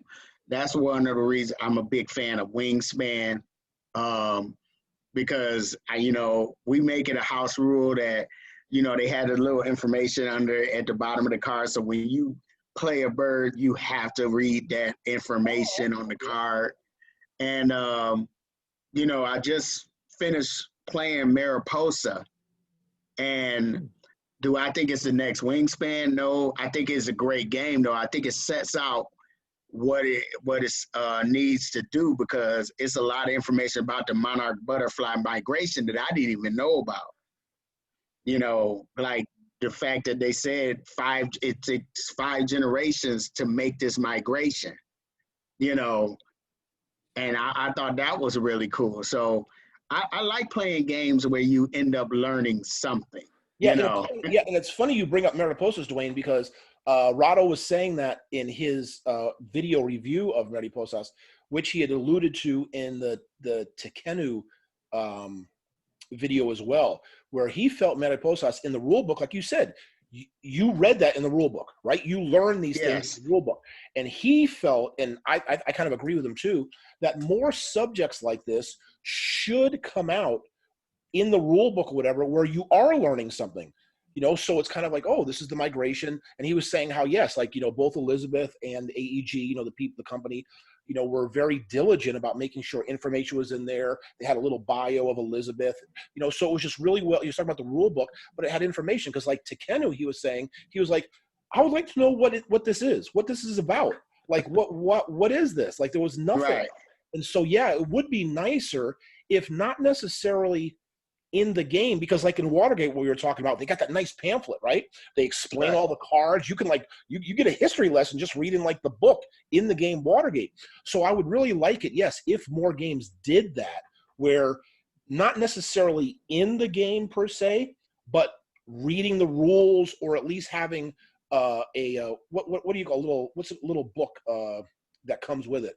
Or whatever the name is called, I can't think of it. Like an appendix or something, or a compendium or something, an appendix or something. Yeah, to learn about the game you're playing, I think would be really cool, and it would just make us all smarter people, right? Learn stuff. Yeah. I remember. Go ahead. Okay, I remember opening the box for A Feast for Odin, right? One of the first just huge, massive games that we ever bought. literally the box is about that thick. I remember looking at it thinking like, oh my gosh, they made a game thicker than Caverna. Like, that's unbelievable. And I opened it up and I said, oh no, there's 3 rule books. Like, this is going to be dreadful. Well, there's 1 rule book. There's 1 book that is literally just a clarification of all the different cards in the game. And the 3rd one is what Timm's talking about, actually. It's practically an encyclopedia that's as thick as a pretty fair-sized rule book that just says, in this island, you can migrate to this island. Here's a paragraph about the history of that island. Oh, you might want to know about Leif Erikson. Here's a little encyclopedia entry on that. Everything in the game is explained. Even wheat. They explain wheat in the game. We understand what wheat is. But I mean, I don't know what the Viking harvest habits were and stuff like that. So it's impressive. Impressive. Yeah. It is. So what are some other games then? I'm trying to think where you can learn, or I have learned. I'm trying to think, or any of us about. Because I know I already mentioned Twilight Struggle, that for sure. Black Orchestra, yeah. I mean, I'm not a big war gamer, so I haven't played maybe a lot of the Academy games or some of the other war games that are just by default going to be historically accurate, unless they're crazy. Timm, 3.5 years ago, I want to say 3 years ago or so, you introduced Wednesday night to World's Fair 1893. Oh, there we go. Yes, World's Fair 18. Man, Chris, I can't believe that's such a fantastic game too. But like Dwayne was saying, on each card, right? They have what it was, right? Like whether what fair it appeared in or something. Because it doesn't go for a couple years or something like that. Yeah, they talk what sorry, what were you going to say, Dwayne? Yeah, I bought that game for my wife. I found it on a clearance rack. And I knew she likes it. She likes history. So I definitely bought that game. And I know what, you're talking about, Timm, the cards that you can play, they have like a historical, like, when did this certain invention appear? Yeah. And stuff like that. Yep. Yeah. Inventions that I never heard about. I remember there's one of the yellow cards is called the teleautograph or something like that, and it was a machine. It was like a telegram machine, right? But there were 2 needles that were connected, and a person could write with one of them, and across the telegraph line, it would mirror that motion with the machine on the other side. Oh, really? So you could handwrite something, and it would machine handwrite it on the other side. And I thought, I never knew about that. Obviously, didn't catch on, but how cool to know that it existed. Right. No, wow, that's good that you brought that up, Chris, because I specifically remember that while playing that game, kind of like what Dwayne did. I mean, I didn't, tell the other players they had to, whatever, but I know I did. Each card I picked up, I was like, give me a second. You know what I mean? I'm going to learn something. Read this. Yeah, it was really cool. That's right. Yeah, that's a good example. What else is there? There's got to be more, but yeah, it's good when they do that, when you can learn stuff. I'm trying to think, because I mean, I do like when a rule books, when they do a game kind of like Scoville, or oh no, I got a better one, Castell. I never knew what a Castell was. I never knew what a Casteller was, and I kept looking at the box at the board game store, and I'm like, this looks different, because you're used to seeing like, monsters or a war game or a fantasy game. Something is different here. And I did my research, and I bought the game, and and they have some little historical facts, and it made me want to, look up Castellers. Like, wow, I really, I like games that make you actually go and do the research about it. Yes. Like parks, I know about the national parks, but like I didn't know that there was one right here in Michigan that was an actual national park. Mm-hmm. Isle Royale National Park, and I'm like, wow, okay, So I like those games that make those juices flowing. Like, I want to learn. Now, there are some games that you learn as you're playing the game, but then there are some games that make you like, I need to go find out more information about this subject matter. No, And which absolutely. Castell did. Yeah, no, absolutely. And I think the game should do more of that, kind of like we're talking about, because like you said, you got to learn about the Castellers you never knew about and all that kind of stuff, because that's kind of the argument that people say for zoos, right? They say that they hope people are going in to see these animals and they'll appreciate wildlife more, and they won't want to kill them and conserve them. And I think the gaming industry is sort of missing out on a lot of that same thing, because I do think there's going to be people like Dwayne, like me, like Chris, like all of us, who are going to be intrigued by something, but instead of us having to go look for it, like you did, Dwayne, I just think it's an easy fix for them to drop a page or two in the game, enlightening us, educating us a little bit more about this stuff. Yeah.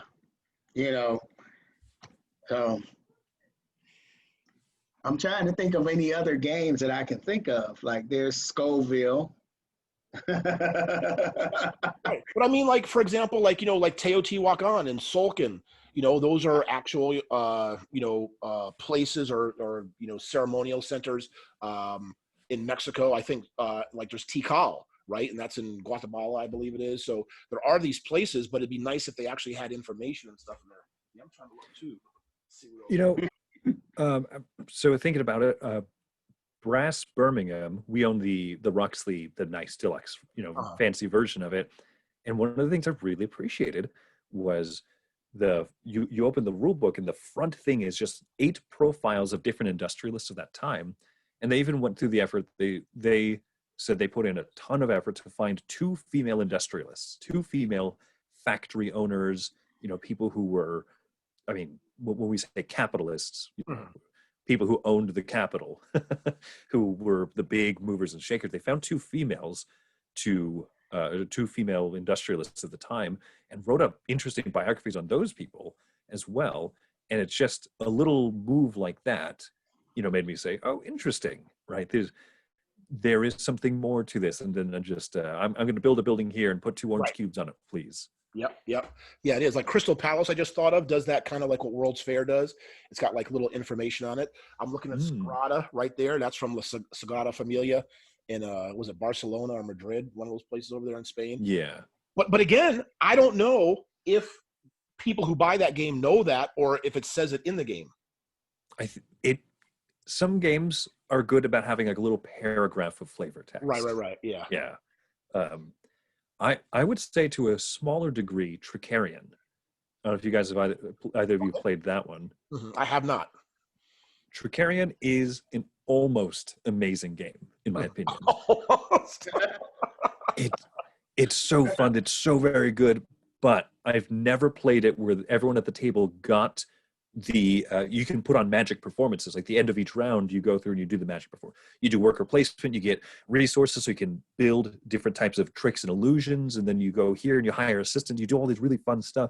And at the end of the round, you have to, pull together the magic show, and it's very confusing. Okay. And so it's the part that like slogs it down for me and takes it from an amazing game down to that's a very good game, and I might play it again sometime. But one of the great things about it is you can tell they researched, and so every trick, every illusion that you put into that game, you get a card and you can try and pull that off at different shows.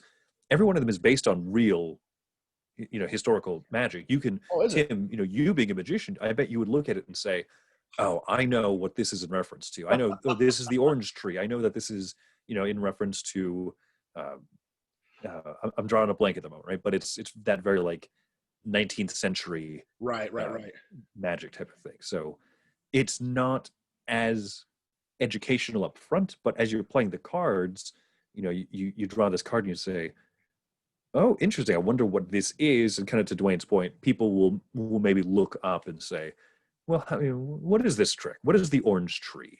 What is that all about? Now, I'll be right back, guys. Right, give me 1 second. Go ahead, you can give one. I'll be right back.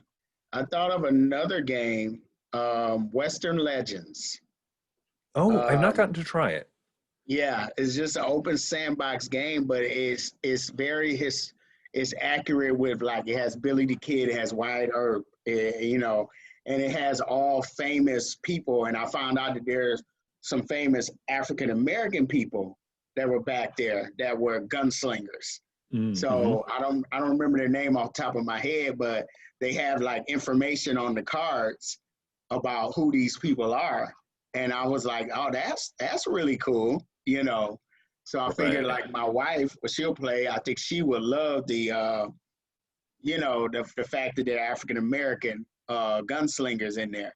She probably won't play it, but but she'll look at it and she'll be excited. Yeah, she'll look at it and be like, oh, okay, they really paid attention to the detail, you know.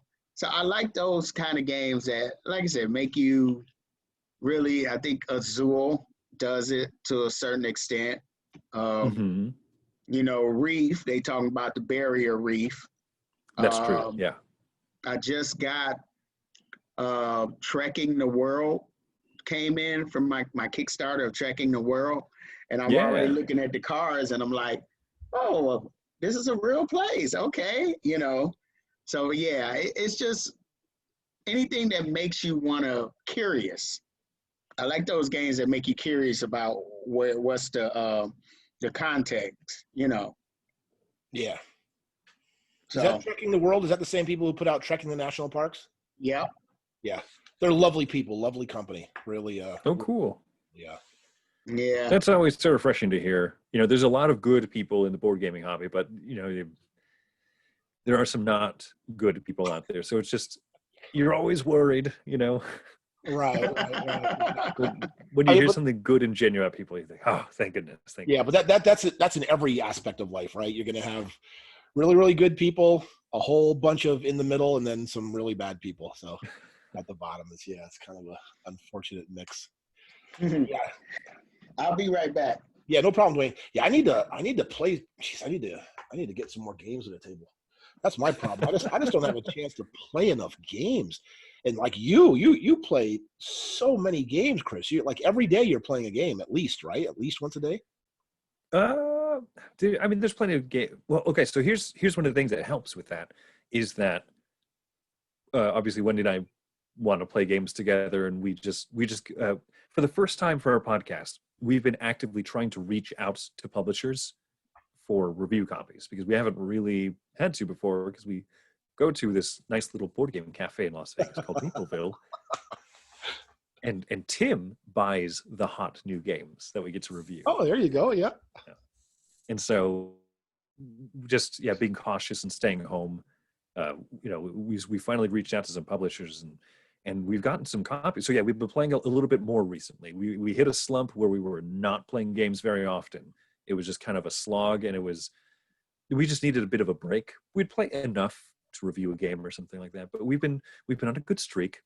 But I also play a lot on Board Game Arena, you know, just playing games digitally. So one, that gives Wendy a break so she doesn't have to play games with me every single day. And two, I've been playing a lot of games turn-based. So I pull out my phone and I'm playing with 3 people, and then, you know, someone has like 2 or 3 days to take a turn, and then someone else has a day or 2 to take a turn, and then it comes back to me. And so I'm trying out Voyages of Marco Polo 2 right now on Board Game Arena. Oh, that's just torture, Chris. Like I unfortunately on Board Game Arena got stuck into that because I didn't want to quit because you know how it lowers your whatever kind of thing. Yeah. And I got stuck into a turn-based game. And what happened, I guess, after 3 or 4 days or whatever it was, I guess you can all agree to quit or not continue or do something. And I think that's what happened. But as soon as I made that mistake, I'm like, oh, I did not want to do this. Like, I don't want to be tethered. Because that reminds me of back in the day when you well, not for you, but me, like you would, people, not me, but people would play chess by mail. And they would do that just to keep in contact, you know, do a move by move with a letter. Yeah, but in this day and age, I couldn't do that. I do a little bit of it, but I don't know. It's on my phone, you know. I'm inevitably going to check my phone and say, hey, oh, cool. Hey, it's my turn to this game I forgot I was playing. It's more like a pleasant surprise than like an obligation. Right. Yeah, I'm just a real. I love playing games, but I like doing it with people. Like doing it online, I can't stay focused enough to be productive because I'm either going to be surfing on the internet when it's not my turn. I'll be looking at a TV. I'll be doing this. I just can't. But when you're at a table, even in a big convention, you're in a room with 1,000, 2,000 people, whatever, I can still stay focused and I can be connected to the people I'm there, into the game. But online, I just can't. Maybe I have ADD or something. I just can't do it, No, Well, I can't do it either. I think it's safe to say that I'm of the generation here in the discussion that grew up with the internet more in my childhood. So I think just being familiar with that is a Right. big part of it. I guess it's part of your life. No, absolutely. If that's what you're used to, I Mhm. definitely could see that. Well, Right. I mean, like I said, I played video games all the time with my son. So, when I got into the board game hobby, I started playing video games less and less and less, which is cool, and I enjoy being at the table. So when the pandemic happened, now they're doing more like board game arena and tabletop simulator. I'm like, yeah, if I'm a play a board game on the computer, I might as well go back to playing my video game, So it's kind of like, I don't know. I just prefer the pieces in your hand. Like if I'm playing Splendor, and you get to feel those poker chips in your hand. It's just something about that, I'd rather be moving pieces around on the board and be interactive physically instead of looking at a computer screen. Because I do tend to, like, if I'm playing a game, I'll have the TV on at the same time. Yeah. So, Yeah. I've been using Board Game Arena and online stuff like that for a few purposes, actually. One of which has mostly been to keep in touch with my Wednesday game group that we used to go down to Timm's Cafe and play. The good sized group of us, and so there's several of us who just play online now, and the game is good, but it's mostly just it's not nice social. It's that nice midweek thing to look forward to. I say this is still my group of friends and I get together. This is the way that all of us are comfortable doing it. So that helps to kind of maintain the socialness of it. Play testing, it's an interesting world we live in, right? Where I've been able to play test games of people who live up in Washington and who live in England, Oh wait, hold that I on. would. Speaking of that, Chris, I'm sorry to interrupt you. Did you hear back from about your game? I haven't yet. No, I'm thinking about sending a follow-up email just to see if they, see if they got it. But I don't know if it's standard practice in the industry to like send a thanks but no thanks or not. So Right. we'll see. Oh yeah, no. Well, good luck with that. I'm sorry, I didn't mean to interrupt you. You just brought that up. Oh yeah, no worries. But yeah, it's been interesting to be able to play test with people because I was very clunky and awkward with Tabletop Simulator at first. It is very far from the realm of picking up pieces and feeling satisfied. It is mostly misclicking things and say, I didn't mean to pick up my player board. Oh no, Right. But getting used to it, and it took weeks, but getting used to it, it was fun. Being able to, someone in England said, hey, looking for some people to play test my little circus game with me. And I said, sure, why not? And so I got to make friends with some completely different people, and I got to test some guy's game that I would never otherwise have played, and I'm trying to make the most of it, I guess. Yeah, that's what we all got to do, right? And try to make the most of it. Well, Yeah, but I have a question for you. Well, for both of you, maybe you can weigh on this, Tim. So I was wondering, like, being a small YouTuber in board games,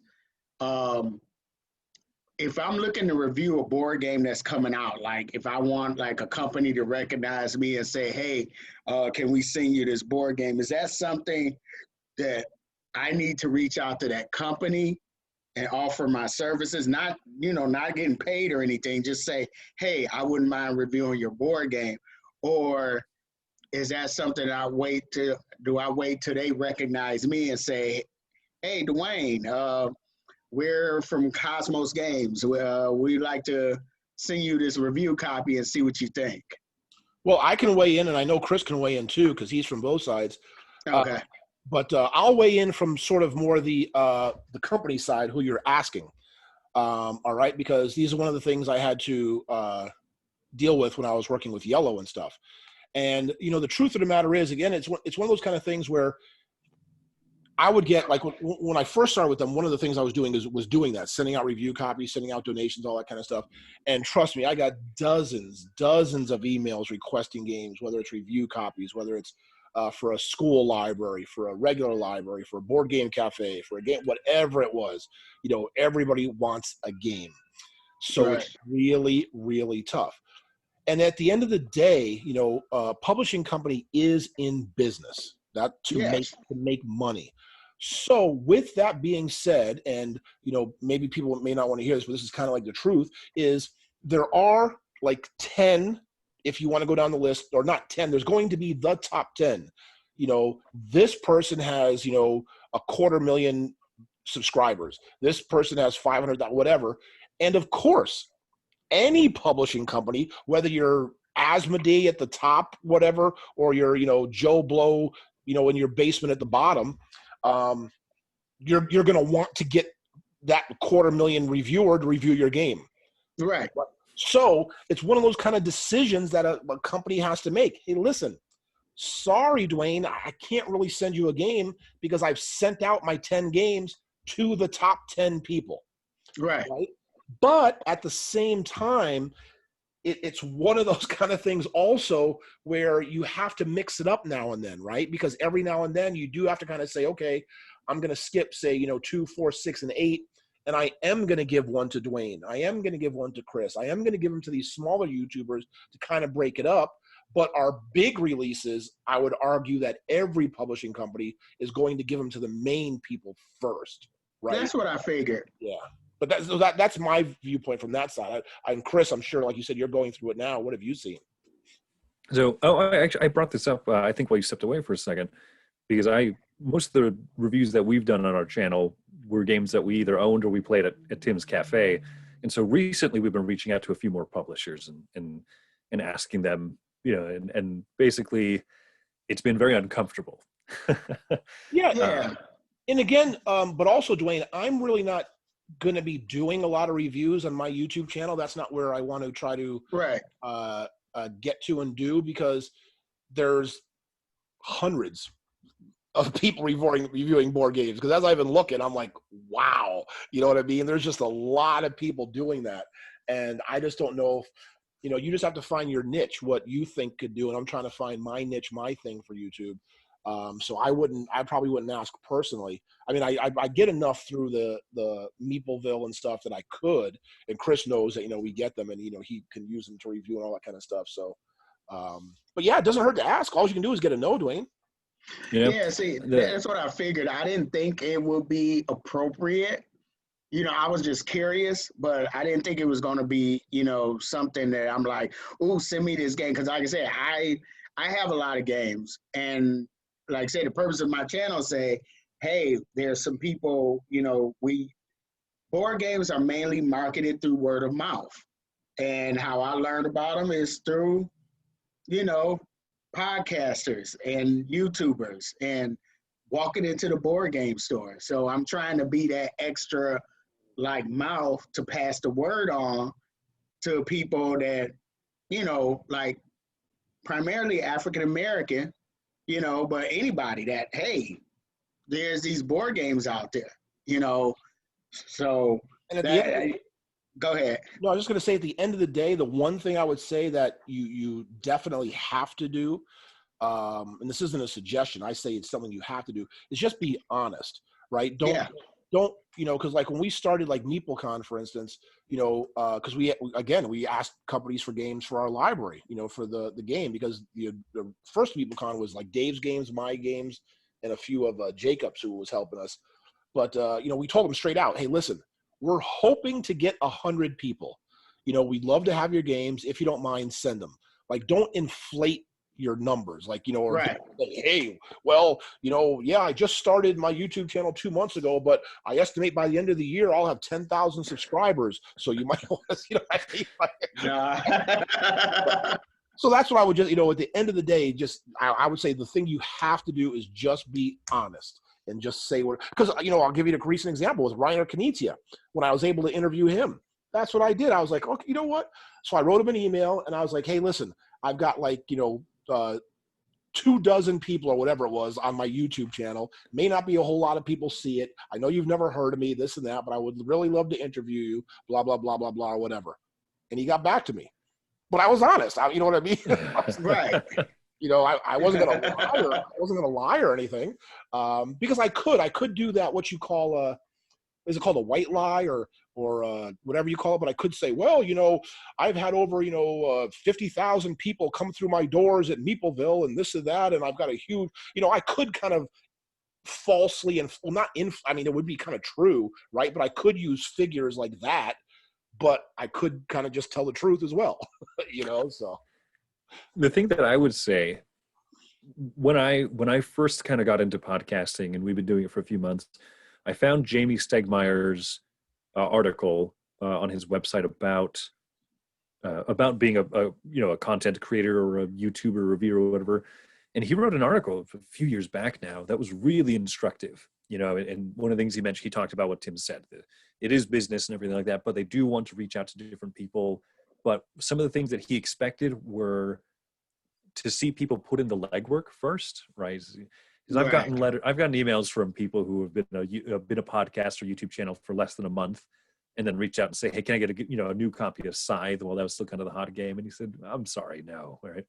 But it's someone who's been around for a year, who's been around for 6 months. That's different. That shows some clout, shows some longevity. And then also the other thing I think of too is I don't remember if this is explicitly his letter or not, but it's just the idea of what are you providing? And I think that you've said that your channel is kind of the focus is a little bit more on one, being the Black experience of being a gamer, but also two, you're introducing a lot of these games to your wife, right? Yeah. And so it's kind of her perspective as maybe not what one might call us, like the gaming nerds, the hobbyists, Yeah. And so I think that you can use that to your advantage.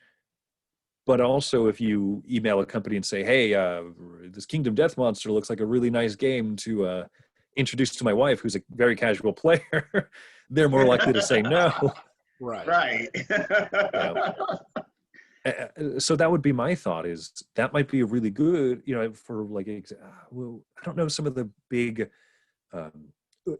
a company that I think of, for example, companies that focus a little bit more on that mix between the casual and the hobby gamer, Game Right Games or a Blue Orange Games and stuff.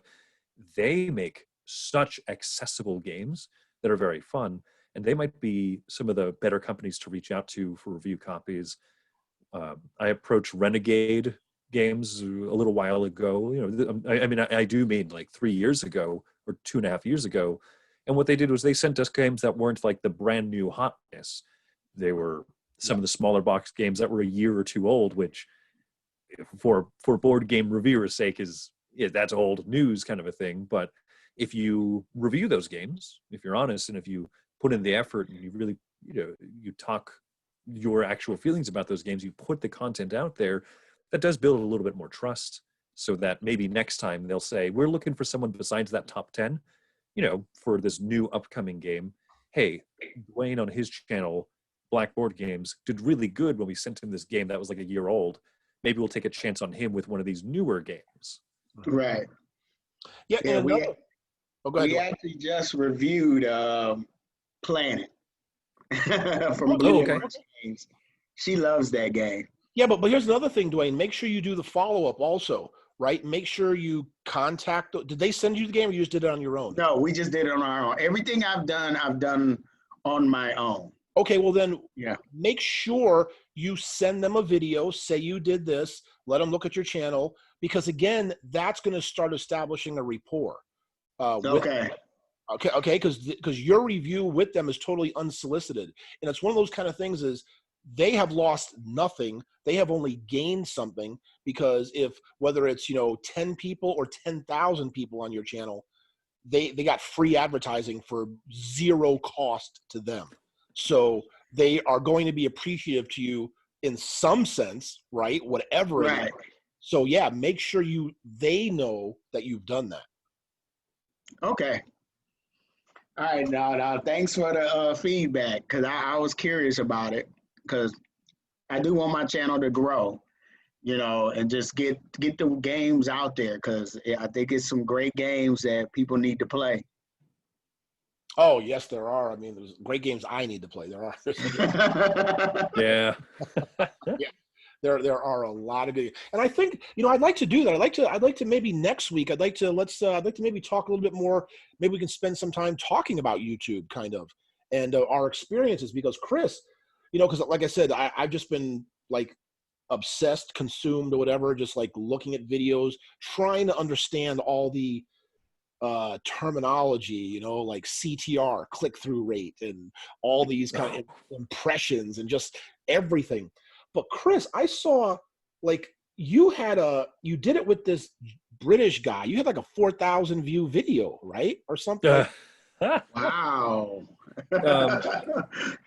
So, I mean, the thing is, I'm not the person to ask about success, because our podcast has had good growth. We've been doing it for so long. We put Right. it weekly. It's built up its audience.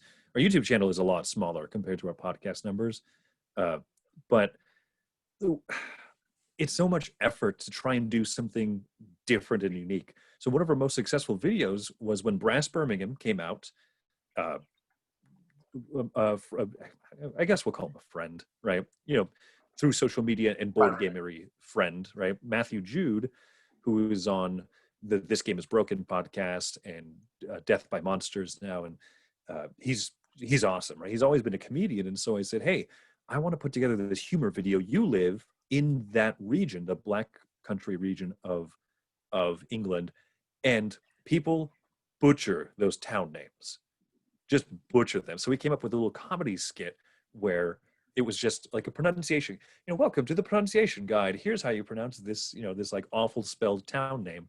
Right. And it's just him being really like dry and sarcastic, and me being, a little like over anxious, but saying all these like very, very mundane, boring facts as if they were like very exciting things. And it was just a right video, right length of time at the right point in time. And it just caught on, and I was really happy about it. It helped when Dan Hughes, also of This Game is Broken, shared it on Reddit, because you're not supposed to share your own stuff on Reddit. And I just don't want to touch board game Reddit at all. I've heard very mixed things, and the mixed bad stuff I've heard makes me say, I'm fine without it. I don't think it's board game Reddit, Chris. I think it's just Reddit, period. Yeah, I've heard, yeah. But yeah, so no, I because it's unusual, because I look at a lot of people's channels, go through and see stuff, and I was like, okay, he's at a couple hundred, boom, 4,000, and then I think you had a couple others too. You had maybe 2 or 3 others with a couple thousand things, and then I go and look, the past couple of weeks or months or whatever, and you got maybe a couple hundred, or in the not even 100, double digits and stuff. And I was just like, Yeah. wow, it's interesting to see, because there's been several channels that I see like that, where they've got a big spike and then back down here, and then a big one, and then like, what's the secret? It's I'd like to know. yeah, it's interesting. And again, there's a lot of information out there. There is a lot of information, but I would just dare argue it's just like anything in life, right? You just have to put in the time, you have to put in the effort, you have to put in the research, you just have to work at it. You can't expect, because especially now with COVID, I would say that there's so many people who are trying to become full-time YouTubers now, right? Because you've had, millions upon millions of people stuck in their house with nothing but the internet for the past 6 months. So they're like, hey, let me try to make some money off of this, Right. But there's going to be... And the idiots of us that haven't tried that have tried to become board game designers. Right.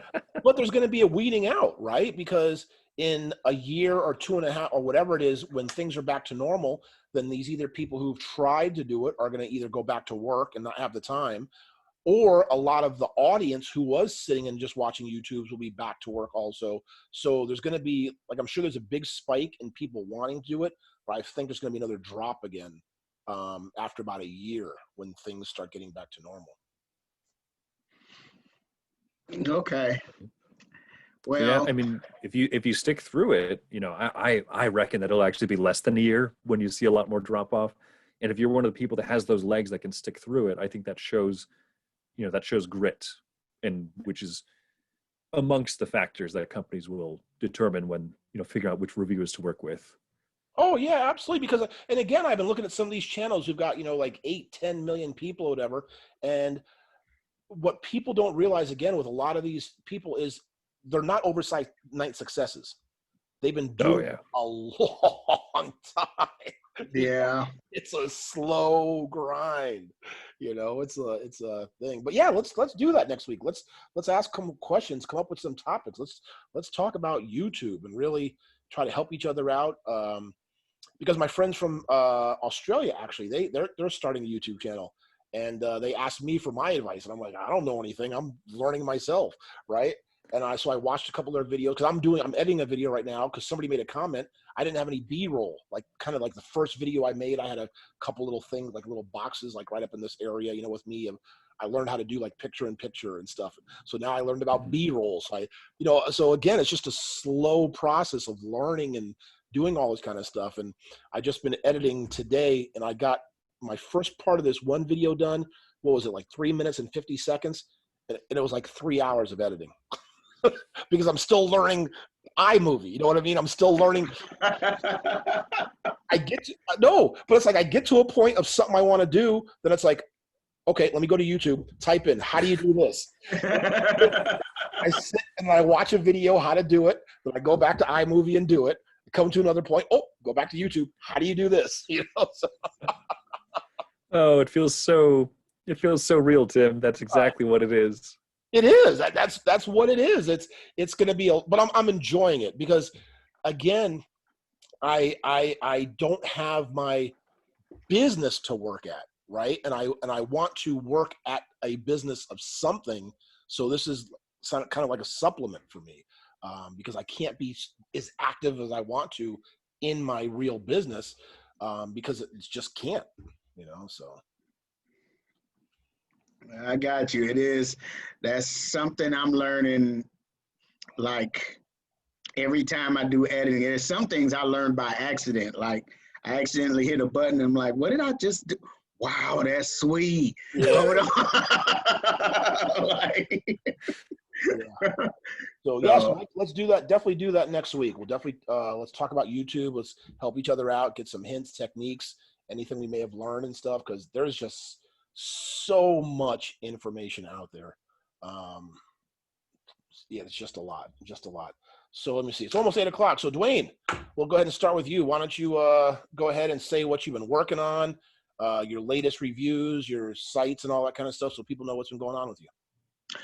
Well, like I said, me and my wife just reviewed. Our last video was about Planet because I had to do something a little bit like we played Fort before that, and she was kind of mad at me. So,